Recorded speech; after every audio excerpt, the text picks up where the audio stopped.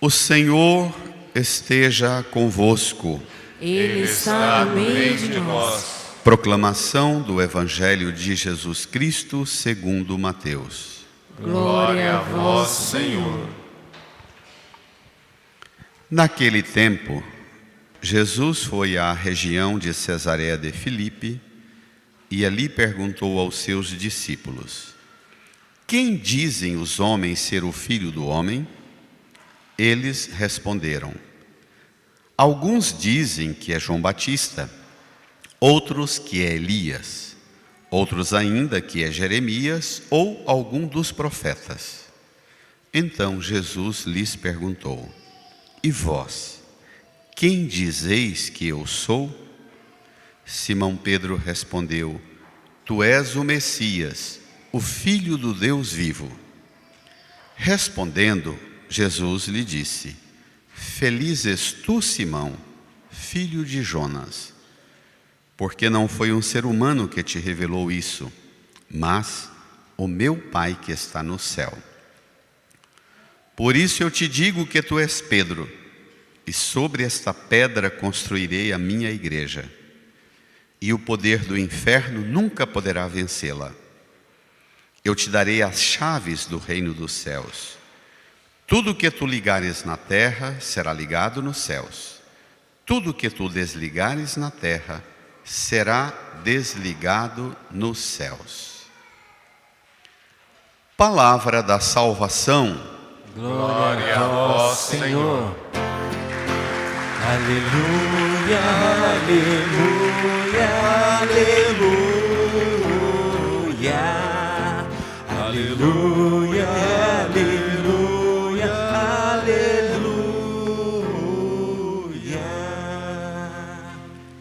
Nos recolhamos num tempo em oração, no silêncio.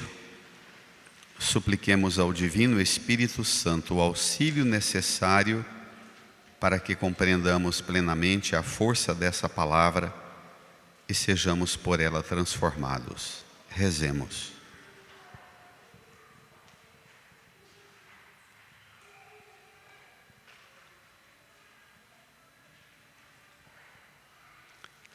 Amém. Irmãs e irmãos, combina hoje essas duas celebrações, a do Divino Pai Eterno, em nossa arquidiocese, com o Santuário de Trindade, a Basílica, e a festa dos mártires Pedro e Paulo. A importância de celebrar a memória daqueles que deram suas vidas por causa do Evangelho, foram testemunhas. Nós hoje temos um pouco de dificuldade de entender esta linguagem de testemunha, porque nós perdemos a originalidade da palavra. Com o advento dos meios de comunicação, a palavra testemunho foi deslocada do lugar dela. Em grego, testemunho ou testemunha é martiria. E testemunho para nós virou ir na igreja, pegar o microfone e contar as bênçãos que eu recebi de Deus e como é que eu venci as dificuldades. E todo mundo se emociona e aplaude, e aplaude, e aplaude. O testemunho de Pedro e Paulo é muito distinto de pegar um microfone e contar as bênçãos. Os dois deram testemunho ou ofereceram suas vidas em martiria pela causa do Evangelho. Dois personagens distintos no temperamento e no modo de trabalhar pela igreja. Pedro fundou a igreja, como lemos no prefácio da missa de hoje, sob a aliança primitiva de Israel. Ele lutou por esta identidade de uma igreja na forma da compreensão da eleição de Israel. Paulo, um judeu piedoso, um israelita por excelência, explode o anúncio da fé a todas as nações. Aquela expressão de Jesus no domingo passado: o que eu vos disser ao pé do ouvido, proclamai-o sobre os telhados. Paulo foi o que melhor entendeu isso. Proclamou para quem quiser passar e ouvir, viver a graça daquilo que se anuncia, Jesus. Os dois foram perseguidos, mortos, condenados à morte, porque a forma de viver o seguimento de Jesus era uma forma que ameaçava o mundo e a sociedade do mundo e o estabelecimento das coisas do Império Romano. Isso é importante demais. Hoje, a vida do cristão não causa nenhum desconforto ao Império Romano. Pelo contrário, hoje o Império Romano financia as igrejas. Hoje a política e a economia faz financiar a pregação do Evangelho. Os dois não. Pregavam e viviam de tal forma que causaram um abalo nas estruturas do império. Esse desconforto que nós precisaríamos recuperar e perguntar: o que causa a nossa vida na ordem das coisas erradas no mundo? Lá em Roma, nos lugares de peregrinação, tem a igreja onde Paulo foi martirizado. Conta a tradição que Paulo, ao ser conduzido ao martírio, uma pedra, tem uma coluna de pedra de mármore, daquele mármore mais sólido, nessa altura, colocaram a cabeça de Paulo, lançaram a espada, a cabeça de Paulo caiu. Conta a tradição que, num terreno em declive, a cabeça de Paulo caiu e bateu no chão por 3 vezes. E em cada lugar que a cabeça de Paulo bateu, nasceu uma fonte. E tem lá a igreja das 3 fontes até hoje. E a base da pregação daquela igreja é: se você fosse hoje condenado porque você segue Jesus, e você fosse decapitado, e a minha cabeça e a sua cabeça fosse cortada e batesse no chão em 3 lugares, nasceria o quê?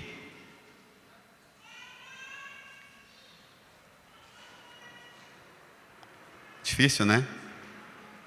Brotaria o quê? A de Paulo brotou 3 fontes.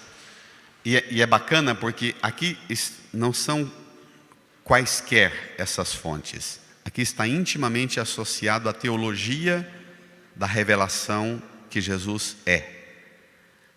A cabeça de Paulo batendo em 3 lugares é a teologia trinitária, a Santíssima Trindade, e da graça batismal, uma queda pelo derramar da água em nome do Pai, no batismo, em nome do Filho e do Espírito Santo.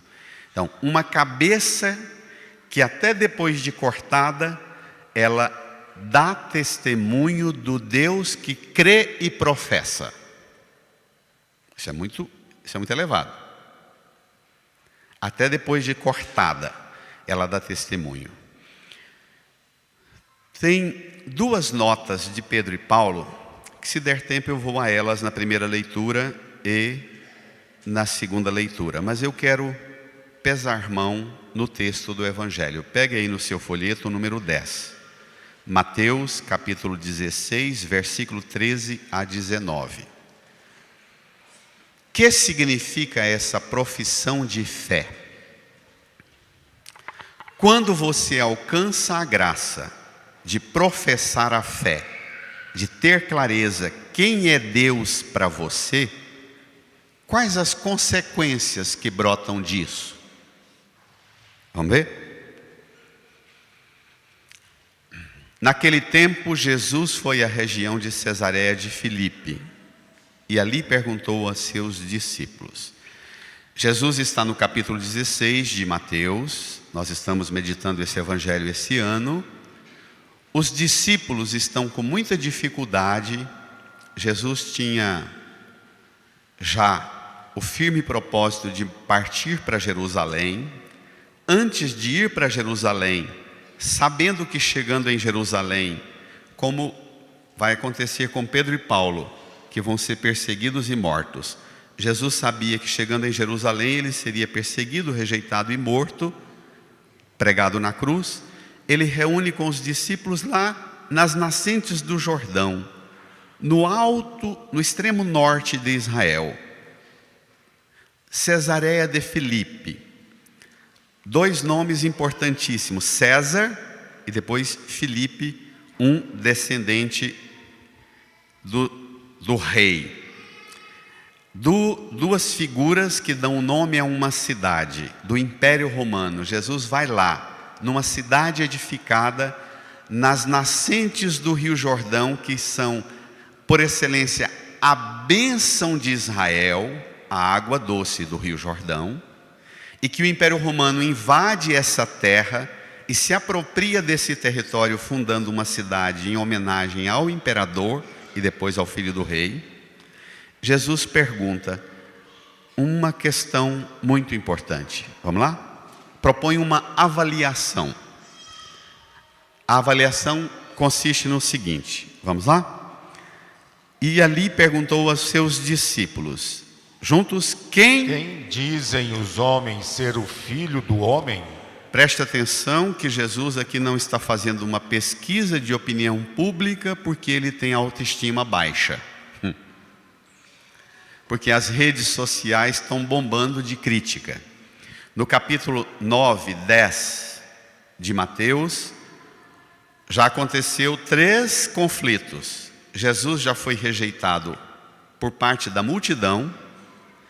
Jesus já foi rejeitado pela família dele, que manda Jesus ir pregar em outros lugares. Jesus já foi rejeitado pelos fariseus, que condenaram Jesus à morte, dizendo que o que ele realizava era por obra de Belzebu, do príncipe dos demônios. Então ele já foi rejeitado. Nesse ambiente de rejeição, ele formula a pergunta: quem dizem os homens ser o Filho do Homem? Ele se refere a ele, puxando do Antigo Testamento, dos livros de Ezequiel e Jeremias, e do livro apocalíptico de Daniel, um título messiânico, o Filho do Homem. E ele chama a si de o Filho do Homem. Então, aqui ele não está em crise com quem ele é. Aqui ele pega a figura tipo do Messias, que o Antigo Testamento formula, e diz para os discípulos: o que o pessoal está falando aí sobre mim, que sou o Filho do Homem? Os discípulos fazem uma avaliação dramática. Vamos ver? Tragédia. Está ruim demais, Jesus. Versículo 14. Eles responderam: alguns dizem que é João Batista, outros que é Elias, outros ainda que é Jeremias, ou algum dos profetas. Jesus, o Senhor se chama de o Filho do Homem, mas na mentalidade, na opinião da massa, a opinião corrente, o Senhor não passa de um profeta. Até o Senhor é associado a um dos grandes profetas. A lista é só de grandes profetas. Mas não tem ninguém acolhendo o Senhor como o Messias. Messias ou o Filho do Homem, que virão os próximos títulos agora. O Senhor não é ainda o enviado de Deus. O Senhor está na linhagem dos que preparam para Deus intervir. Mas o Senhor ainda não é a intervenção de Deus. Portanto, a opinião, com tudo que o Senhor fez, e até as rejeições que o Senhor já enfrenta, não é pelo preço do Senhor ser acolhido como o que o Senhor é. Eles pensam que o Senhor é bem menos. Isso é impressionante. Aí, isso aqui é importante, sabe por quê? Porque quando você permite que a compreensão que você tem de Jesus depende da compreensão que as massas têm, é uma tragédia.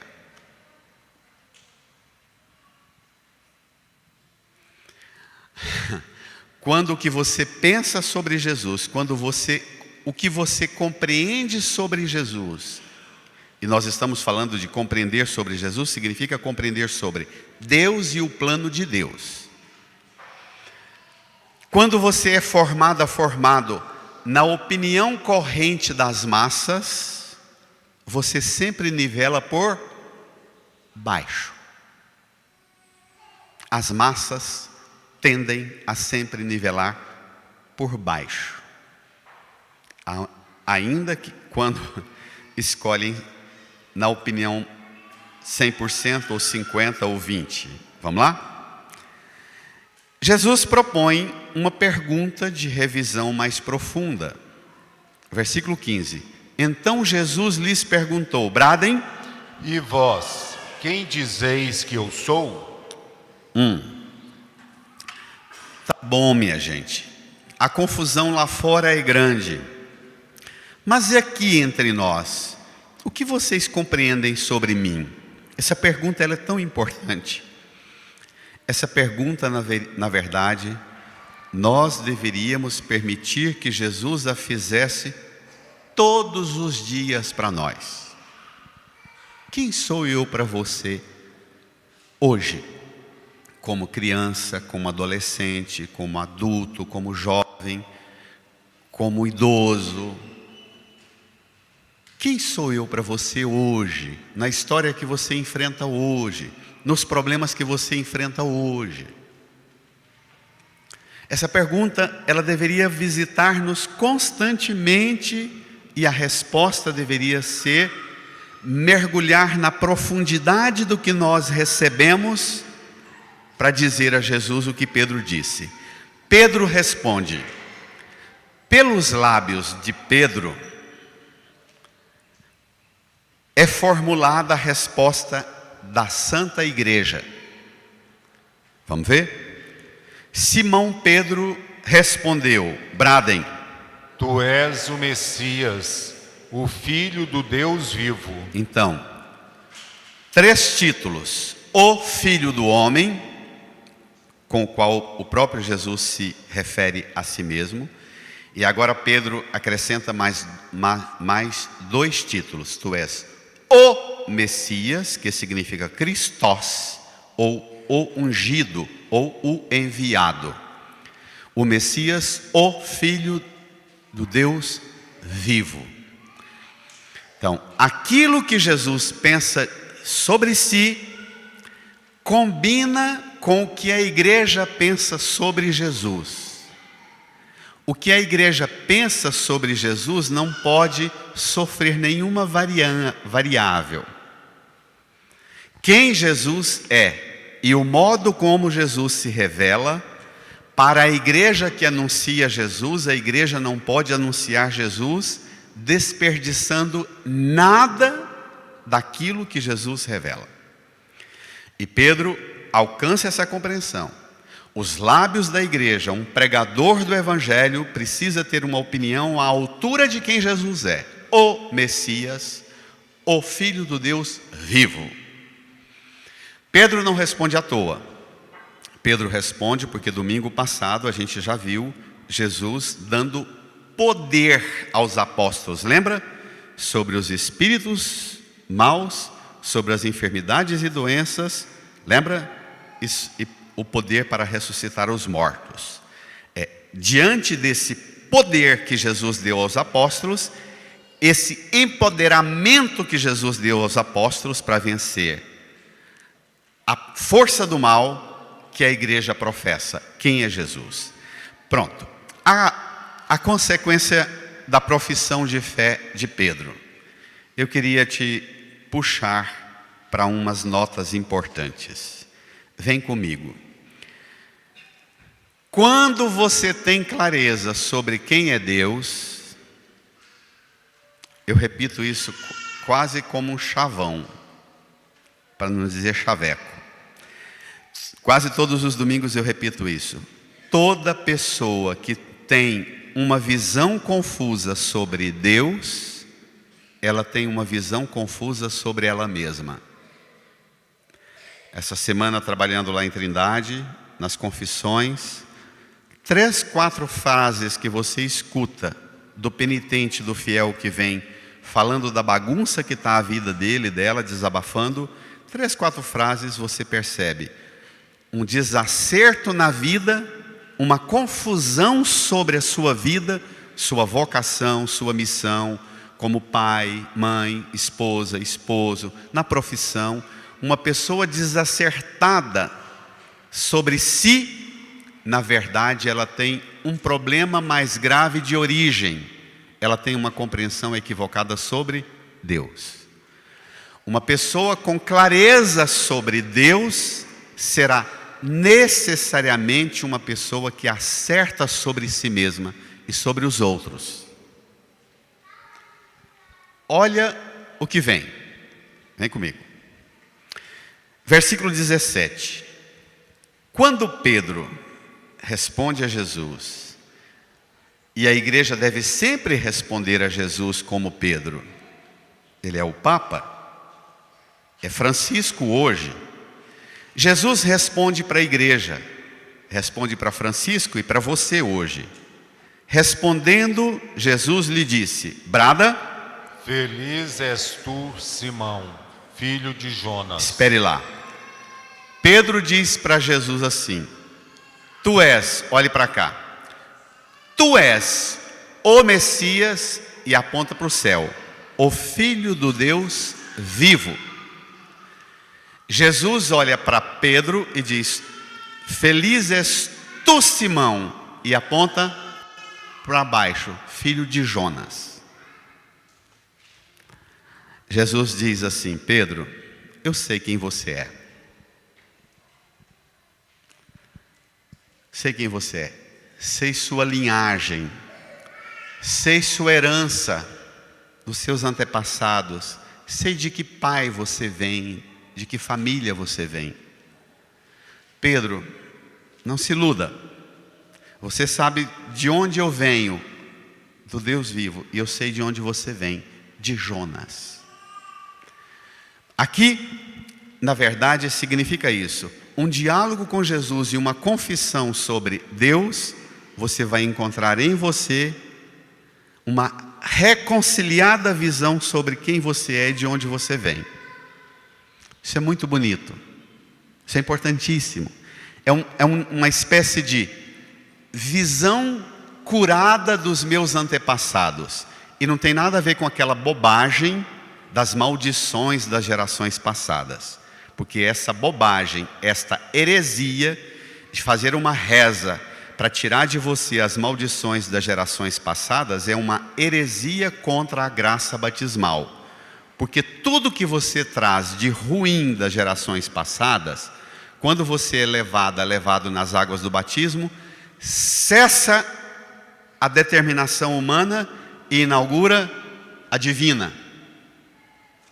Aqui não tem nada a ver com isso. Mas aqui tem a ver com o que você traz em você. Inaugura um encontro reconciliado com a sua história. De perdoar quem errou, quem desacertou no passado.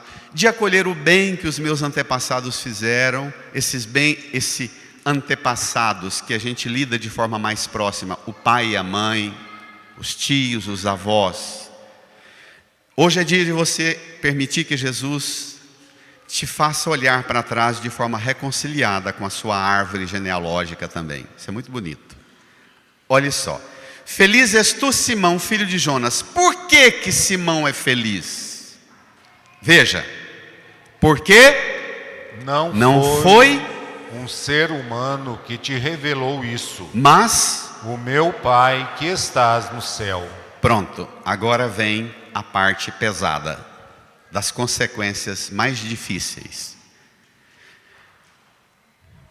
Os discípulos acabaram de dizer para Jesus que a opinião da massa sobre Jesus não está correspondendo sobre quem é Jesus.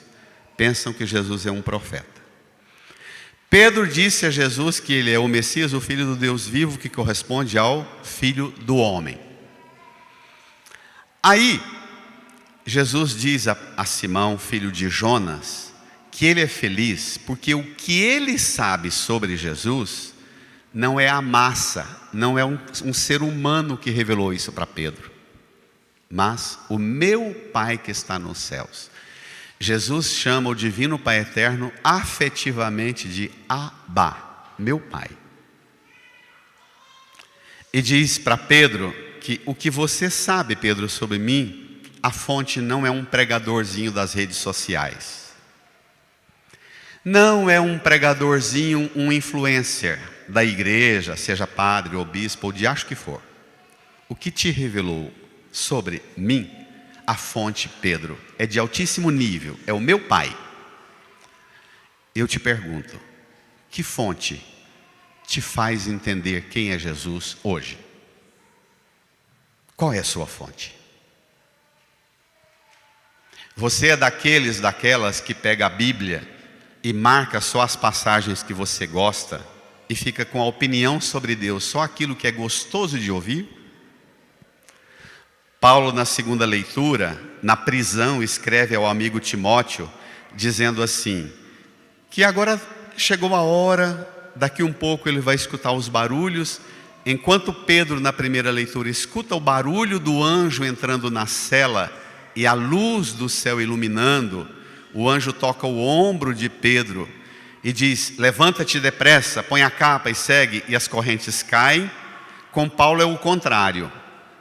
Paulo está no presídio aguardando escutar o barulho dos guardas que virão para levá-lo para ser decapitado. Esses dois textos estão colocados na mesma missa de propósito, para você entender que aqui a bênção não é ficar livre dos problemas. A bênção é saber se os problemas que você enfrenta são problemas derivados da fidelidade sua ao que você compreende de Deus e da sua missão no mundo. E por isso você enfrenta o que vier. Está claro? Isso tem consequências eternas. Jesus diz a Pedro, olha, o que você sabe sobre mim não foi um ser humano que te revelou isso. Não é o livro mais vendido. Não é o canal mais visitado. O que você sabe sobre mim, Pedro, é o meu Pai que te revelou isso. Quando você, escuta essa, quando você sabe claramente quem é Jesus, por uma fonte segura, que é o Divino Pai Eterno, vai ficar claríssimo para você qual é a sua felicidade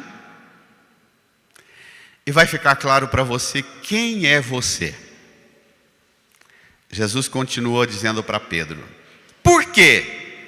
A fonte que te alimenta, que te faz compreender quem é Deus, não é a opinião das massas e nem de um pregador qualquer, mas o meu Pai que está nos céus. Versículo 18, por isso eu te digo que tu és Pedro, ponto.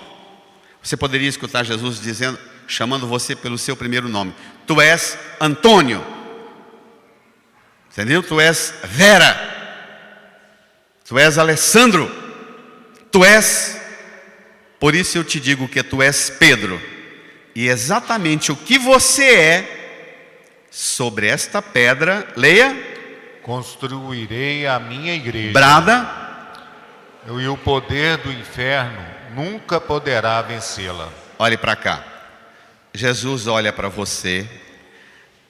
Imagine isso aqui, um tijolo na mão do pedreiro.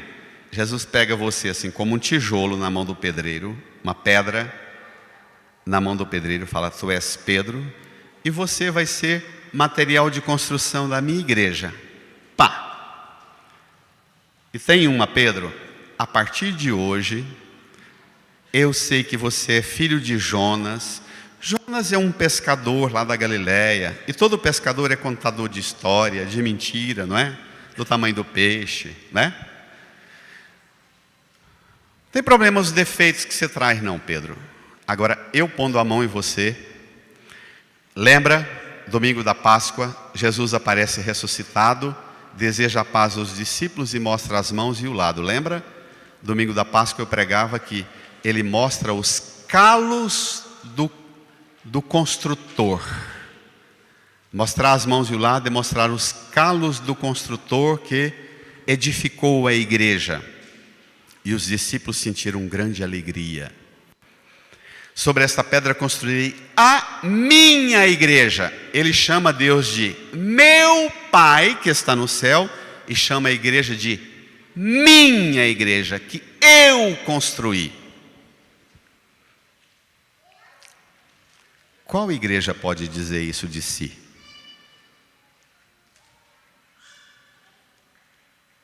Qual pregador pode dizer isso de si mesmo, minha gente? Você nas mãos de Jesus. Imagine você uma pedra, escolhido por Jesus para ser a construção de Jesus nesse casamento seu, nessa família sua.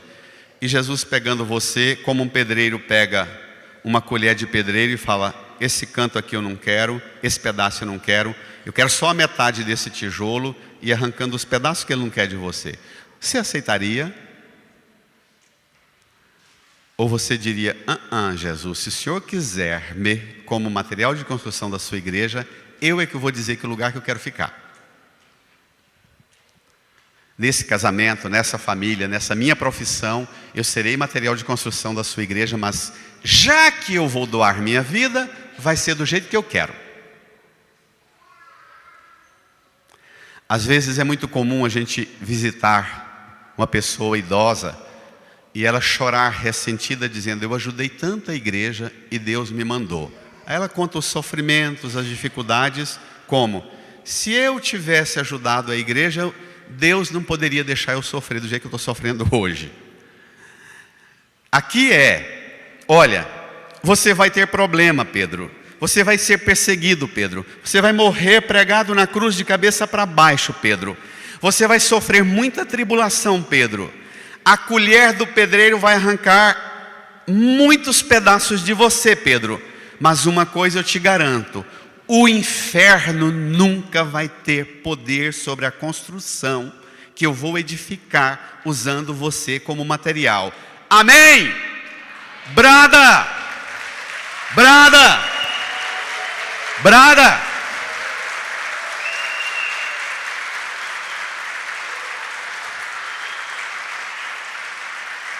Se você é daquelas que um probleminha desse tamanho já tira você da oração da manhã, e antes de dormir nem reza porque está magoado com Deus, porque um problema aqui em casa chegou, meu marido, meu filho me tratou não sei de que jeito. O rabo do capeta nem passa perto de você e você já desiste por uma tribulaçãozinha. Se o inferno está te perturbando tanto, está sacudindo tanto sua vida, se o inferno está tendo tanto poder sobre você, é porque você ainda não se permitiu ser material de construção nas mãos de Jesus, para que Ele construa a igreja dele. E aqui não estou falando de fazer prédio, aqui estou falando de você ser o edifício de Jesus nesse casamento, nessa profissão sua, nessa família sua, nessa vida cristã que você testemunha no mundo. Tá claro? É muito mais do que vir para a igreja, ter algum cargo, alguma função, ser padre ou qualquer coisa, ter um jaleco e ter uma função. É muito mais. O problema é que hoje o inferno está tendo muito poder sobre os cristãos. Sabe por quê? Porque nós, pregadores, nos transformamos pregadores muitas vezes mais próximos do rabo de Satanás do que do Evangelho. Nós ensinamos as pessoas a escutarem a pregação do Evangelho e a seguir-nos, a vir para a igreja e a dar o dízimo e a oferta e a ficar aqui. A gente pensa que a igreja tem um fim em si mesma, e frequentar a igreja e fazer alguma coisa na igreja e ter um cargo na igreja basta. A igreja só só é igreja sobre a qual o inferno nunca vence quando ela se coloca a serviço de uma realidade maior do que ela, que eu queria que você visitasse agora, no texto. Mateus descreve um diálogo duro e o poder do inferno nunca poderá vencê-la. Versículo 19, bradem, eu te darei as chaves do reino dos céus. as chaves. Do reino dos céus. Não é a chave da paróquia São José, são as chaves do reino dos céus. Então, a igreja tem a função de ser para você e para o mundo aquela que possibilita o acesso ao reino dos céus. E continua Jesus dizendo: tudo que tu ligares na terra será ligado nos céus. Tudo que tu desligares na terra será desligado do céu. Pronto. E na maioria das vezes nós vamos atrás da igreja, sabe para quê? Para a igreja nos ligar a nós mesmos. Receber uma bênção, ficar livre dos meus problemas. Receber uma bênção e melhorar minhas dores. Receber uma bênção e melhorar minha profissão, meus ganhos. Aqui. E aí, a gente quer uma igreja que ajude a gente a conquistar os reinos deste mundo. Quando a igreja precisa ser ponte, não é à toa que nós chamamos o Santo Padre, o Papa, de pontífice, que vem de ponte. Tem gente que vem para a missa, quando é uma comunidade assim menor, que todo mundo conhece todo mundo, pega uma fila para receber a Eucaristia. Quando vê que é o fulano que está dando a Sagrada Comunhão, fala: não gosto dessa mulher. Quem é essa mulher para ser ministra? Quem é esse ministro? E muda de fila. Esse padre, eu cheguei lá, era o padre fulano que estava celebrando, eu não quero. Tem gente que para entrar no reino dos céus, ela dá mais valor à ponte do que ao reino. Ela gasta a vida inteira caçando uma ponte à altura do que ela acha que ela merece. E ela desgraça a vida dela para sempre. E nunca entra no reino. Olhe para nós padres, olhe para nós pregadores, o Papa, os bispos, os pregadores, para o seu pai, sua mãe, que é tudo imagem da igreja, sua esposa, seu esposo, que é imagem da igreja. Não fique brigando com a ponte ou com a pinguela. Atravesse. É um instrumento de Deus para te ajudar a entrar numa realidade maior. E entre. Não fique do lado de cá apontando os defeitos da ponte, que não é dessa cor que você queria a ponte para você atravessar. Não fique. Porque o Papa tirou foto do lado de um político que eu não gosto, eu não sou mais dessa. Esse não é meu Papa. Porque o bispo estava do lado de alguém que eu não gosto na política, esse não é meu bispo. Ele é ponte. E na ponte, passa boi, passa boiada, passa gente, passa jacaré, passa onça, passa o viado, passa o diacho que for. Passa bicho, passa serpente, passa escorpião, passa tudo. Inclusive você. A ponte é a imagem do quê? A ponte é a imagem da arca de Noé, do acesso à realidade do reino. Sai dessa visão estreita da ideologia. As ideologias querem exatamente pintar a ponte da cor que você acha que ela deve ser, ou vermelho ou verde e amarelo. E a ponte não é o centro da nossa vida. O que é o centro da nossa vida é a realidade do lado de lá, o reino. Tá claro? Tá claro? Tá claro? Vai atravessar ou não? Vai? Brada uma salva de palmas para ele. Atravesse! Passa!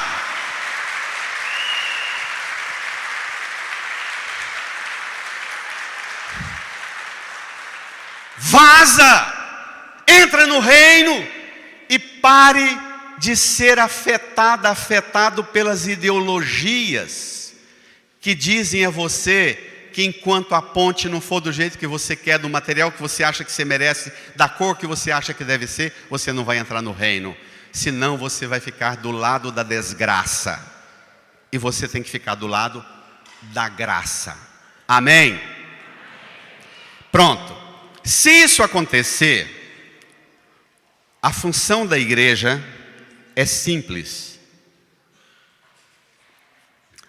A função da igreja é te ligar na terra e te ligar no céu.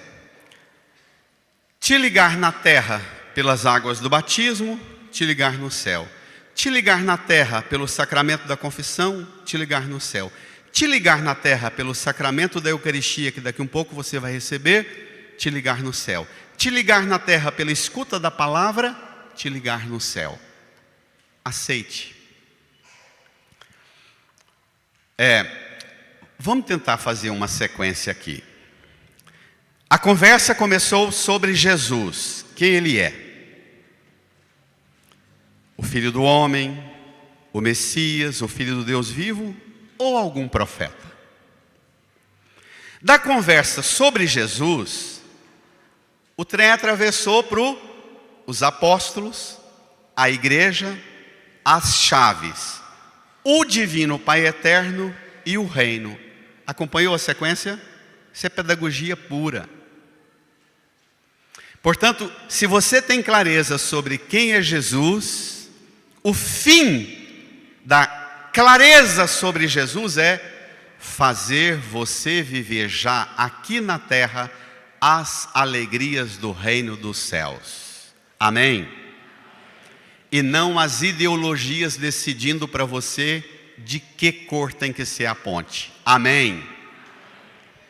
Esse é o alcance mais elevado. E por causa disso, tope entrar na alegria do reino. Para terminar, brevemente, vem na primeira leitura. Te prometo não exaurir.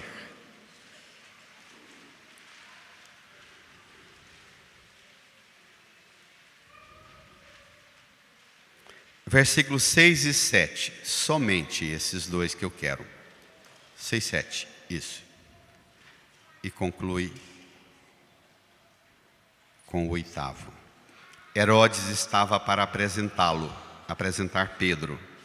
Naquela mesma noite, Pedro dormia entre 2 soldados, preso com 2 correntes, e os guardas vigiavam a porta da prisão. Eis que apareceu o anjo do Senhor e uma luz iluminou a cela.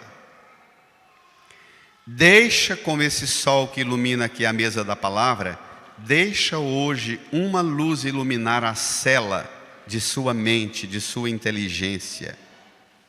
Amém? Amém. Deixa a luz iluminar a cela. O anjo tocou o ombro de Pedro, acordou e lhe disse: bradem. Levanta-te depressa. As correntes caíram-lhe das mãos. O ano passado eu perguntei isso e pergunto para terminar. O anjo tocou o quê em Pedro? O ombro. Onde? O ombro. O ombro. Por que o ombro? Renuncie a si. Tome sua cruz e me siga. O ombro significa a missão para a qual você é chamado. Esse casamento, essa profissão, esse testemunho que você dá de Jesus no mundo. Permita que hoje, para aquilo também que você se sente na prisão, na corrente, guardas vigiando, soldados vigiando, na cela, permita que a luz do céu entre na sua prisão. Permite que Deus, por um anjo, toque seu ombro. Escute o barulho das correntes caindo. Tem tanta corrente que te impede de seguir Jesus. As correntes ideológicas, as correntes das falsas doutrinas, as correntes de nós pregadores pregando para você meio evangelho para te agradar. Deixa essas correntes ideológicas todas, escute o barulho delas caindo. Escute Deus falando para você também: levante-te depressa. O poder do inferno não vai te vencer. Incline a sua cabeça. Incline a sua cabeça.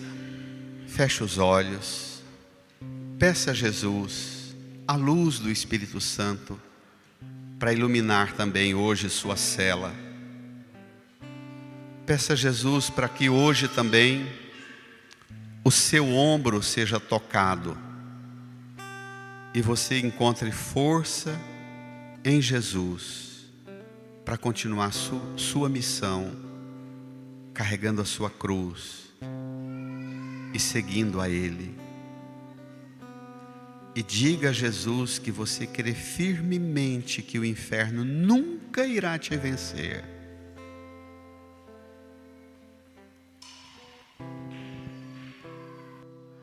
Conheço um coração tão manso, humilde e sereno, que louva ao Pai por revelar seu nome aos pequenos, que tem o dom de amar e sabe perdoar, e deu a vida para nos salvar.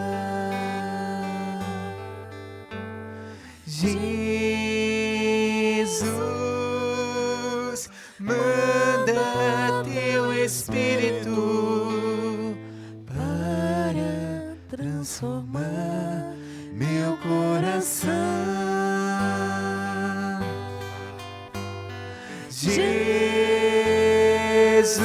Jesus, manda teu Espírito para transformar meu coração.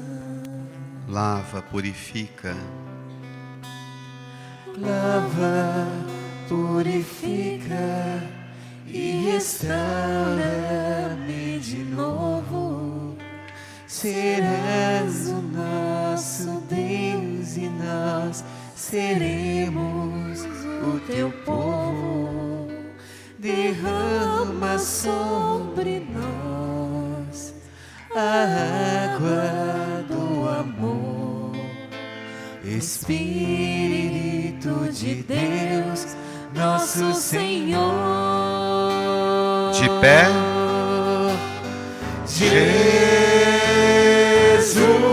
Jesus, manda teu Espírito para transformar meu coração. Jesus, Jesus, manda teu Espírito para transformar meu coração. irmã, irmão,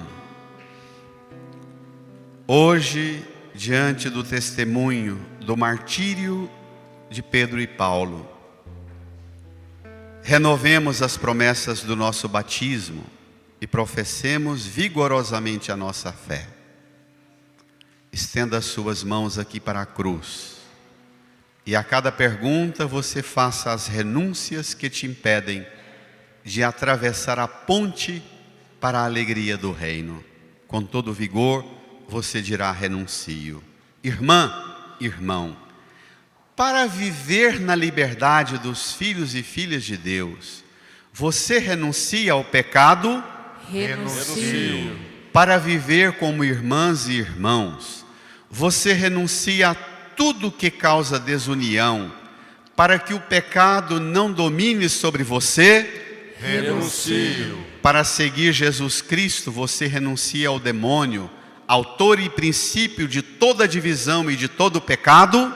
Renuncio. Erga as mãos e diga com mais vigor: creio. Você crê em Deus Pai Todo-Poderoso, Criador do céu e da terra? Creio. Você crê em Jesus Cristo, seu único Filho, nosso Senhor, que nasceu da Virgem Maria, padeceu e foi sepultado, mas ressuscitou dos mortos e subiu ao céu? Creio. Você crê no Espírito Santo, na Santa Igreja Católica, na comunhão dos santos, na remissão dos pecados, na ressurreição dos mortos e na vida eterna? creio. Erga as mãos e diga comigo: Senhor Deus, Senhor Deus, esta fé esta fé que acabo de professar que acabo de professar e renovar, e renovar, eu a recebi da igreja. eu a recebi da igreja. Esta fé em Jesus, Esta fé em Jesus, a fonte única de salvação, a fonte única de é a salvação, razão é a razão de nossa alegria, de nossa alegria, hoje e sempre. hoje e sempre. E o poder do inferno E o poder do inferno nunca poderá nunca poderá nos vencer. nos vencer. Amém. Amém. Amém. Amém. Amém. Amém. Dirija quem está do seu lado, dê um abraço bem forte e deseja a paz de Jesus. Saudai-vos. Eu vejo manifestar o poder da criação. Nos seus lábios eu vejo estar o sorriso de um irmão. Quero te dar a paz do meu Senhor.